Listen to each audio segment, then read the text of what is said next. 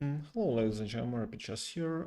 Today I decided to talk about an opening which is called Volga Gambit. It's a gambit opening for active players who don't want to, suffer the torture of playing some QGD, Queen Gambit accepted, or Queen's Gambit declined. I personally play a lot of. I play some Ninja Indian because I'm kind of tired of playing the Volga Gambit or Grunfeld or basically all openings which include G6 and Bishop to G7. But I have a lot of experience in these lines as well, so I just want to share a little bit. So white opens with D4, one of the best moves in chess. And black plays knight f6. So with knight f6, they want to stop white from playing e4 and, taking the center. So white plays c4. A lot of players don't want to get involved into this Volga Gambit things. They play knight to f3. They play, I don't know, bishop to f4, of course. A lot of players, they just want to build their position and don't get into this active play by black. But c4 is not the best move, but it's like the main move, let's say. And in this position, you have to know this move c5. Attacking d4. Trading the pawns will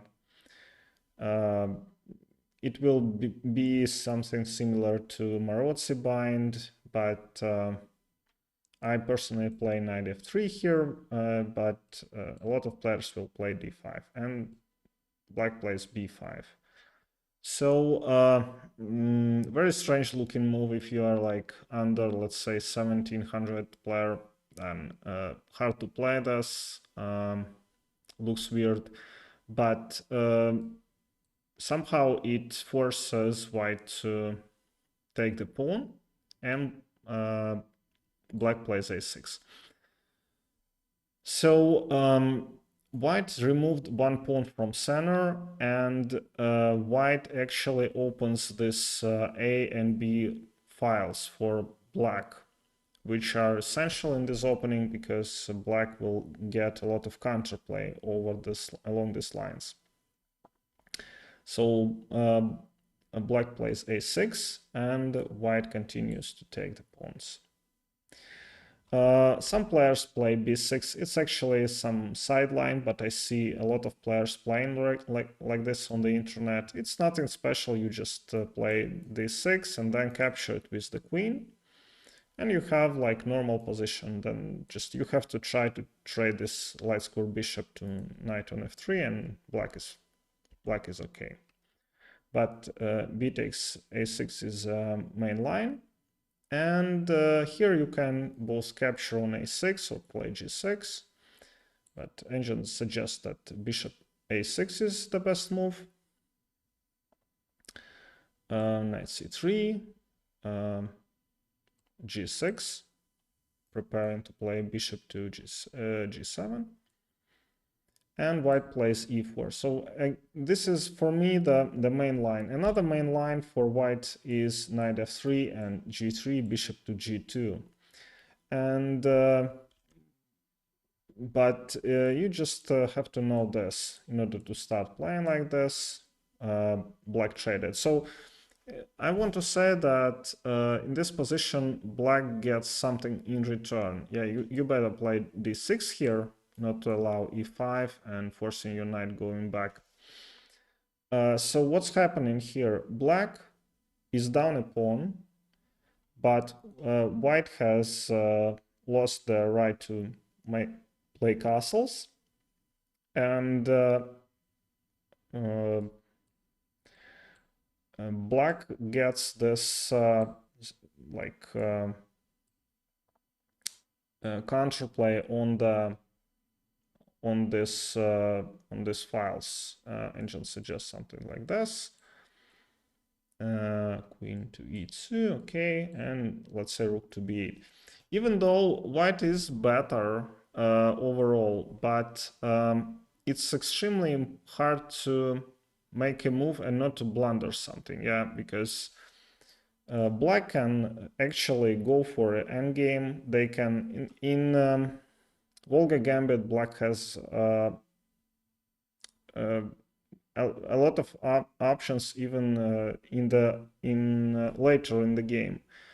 They can trade the knights. They can at some point create this tactic where they can take one pawn, and if you win back a pawn, then black is definitely better. Carlsen actually plays some Volga Gambits here and there, but he plays a lot of chess and basically every opening.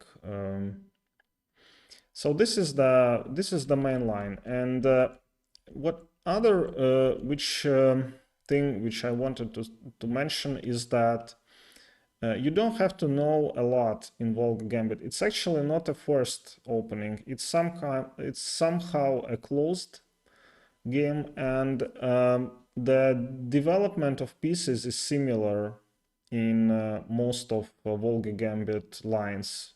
If you talk my level, for instance, yeah. So let's say in this position, white plays knight f3.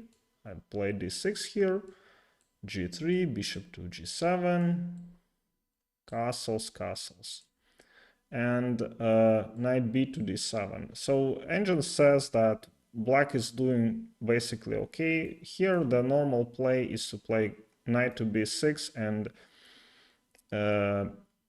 knight to c4, or you have to play bishop to c4. So basically you don't have to memorize all these lines, but you have to be just creative. You have developed your pieces. You can play queen c7, put rook on b8.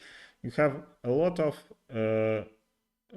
useful moves, and you are not like learning anything, yeah. And black and white has to be very careful because they have this pawn, for instance, is weak, so it's hard to develop a bishop. If you're playing like I don't know, bishop f4, yeah, you have to watch out for this pawn. If you're playing b3, then this bishop becomes a real problem for black, for white, I'm sorry. And black just has healthy natural position, and they create traps, threats, and it's very nice to have this position, let's say, against a player who is I don't know, who even plays better than you, yeah, because he has to defend, and in this position it's pretty hard to see all the threats. All right, thank you very much for watching, and see you next time.